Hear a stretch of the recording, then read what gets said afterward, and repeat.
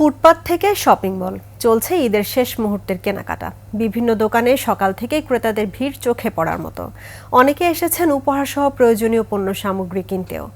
রাজধানীর new market ঘুরে বিস্তারিত জানাচ্ছেন নাহিদ সিরাজি নিম্মি।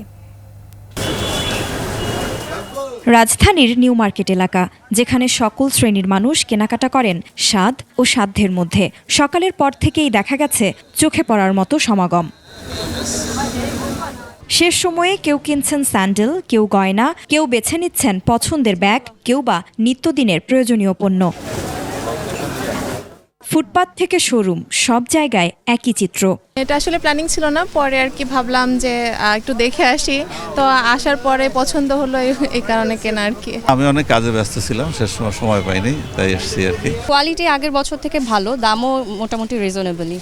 ভিড় উপেক্ষা করেই পছন্দের পণ্য কিনছেন ক্রেতারা। পুরুষ সদস্য যারা আছে, আমার হাজবেন্ড, আব্বু, তারপরে আমার ভাই, ওদের জন্য কেনাকাটা করছি। এখন বাড়িতে যাব, প্রয়োজনীয় টাওয়েল, তারপরে রেগুলার পরার জন্য কমফোর্টেবল জামা, এগুলোই। আমার বৌমাকে নিয়ে আসছি, আমার ওয়াইফের নিয়ে আসছি। সুন্দর মার্কেট, কাপড় কেনাকাটা হইতে আছে ভালো। ওয়ালটন আবারও মিলিয়নিয়ার অফারে ওয়ালটন ফ্রিজ কিনে আপনিও হয়ে যেতে পারেন মিলিয়নিয়ার। এদিকে বিক্রেতারা বলছেন গেল বছরের তুলনায় এবছর কেনাবেচা জমজমাট। বেচাকিনা অন্যান্য বারেতে খারাপ না, অন্যান্য বছর হচ্ছে আমাদের বেচাকিনি ভালো। যদিও কেউ বলছেন ভিন্ন কথা।